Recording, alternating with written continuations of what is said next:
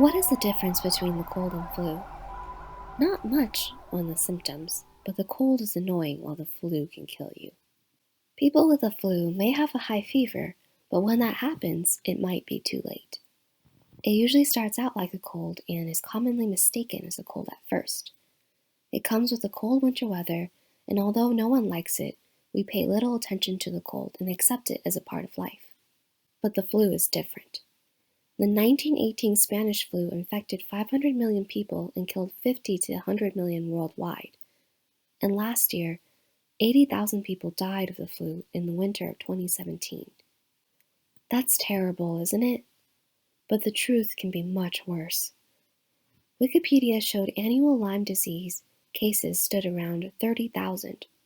But when our team talked to a Connecticut couple last month, they said everyone in Connecticut has Lyme, and the wife had gotten Lyme disease at least 5 times.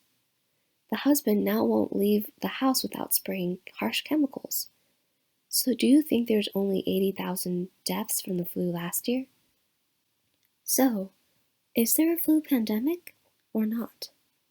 Well, I think there is, and this one may soon get much, much worse. A second Guatemalan boy just died in immigration custody.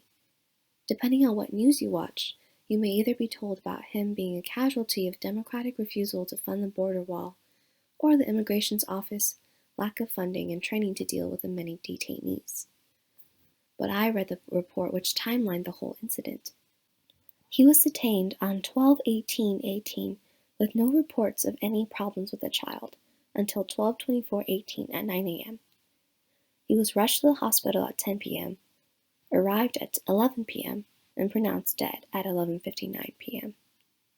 7 days. A boy was lost in 7 days. How long is the incubation period for the flu? 1 to 4 days. So we may have some outbreak in the detention center. Let's look at the timeline. 12/24/18 9 a.m. An agent noticed a child coughing with glassy eyes. He was sent to Gerald Champion Regional Medical Center in Alamogordo with possible influenza symptoms in just 30 minutes. 11:30 a.m. Hospital staff conducted several tests on Felipe for strep throat. 12:45 p.m.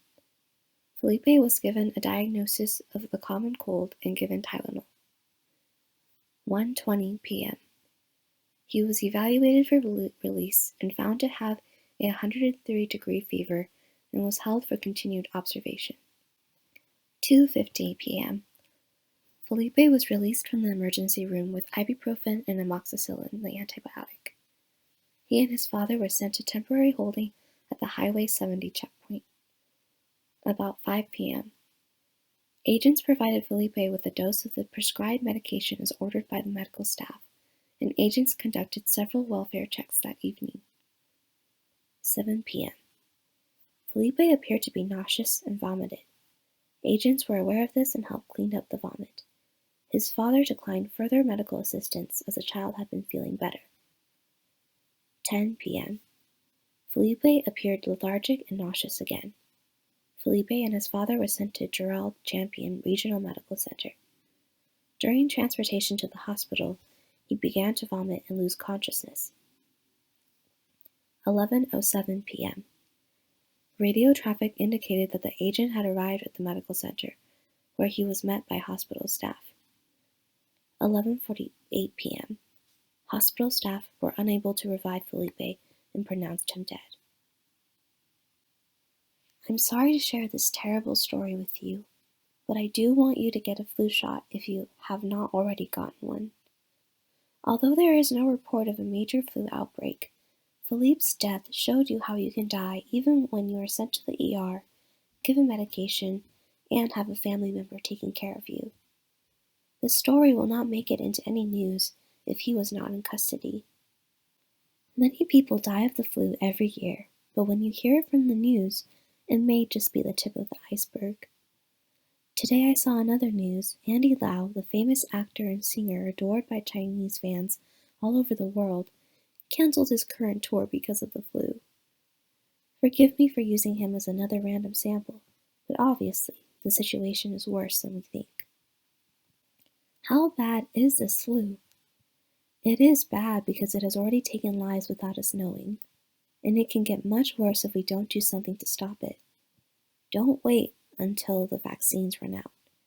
Don't wait for your loved ones to get sick, and then you can't take care of them because you did not get the shot. Let's try to stop the spread of the flu because we're losing the battle against it. This is Sharon. Thank you for watching.